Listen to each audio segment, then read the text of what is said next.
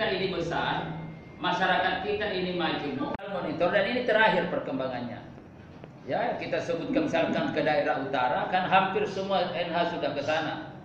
Ya, jadi hampir semua dan NH hampir semua di situ lebih tinggi.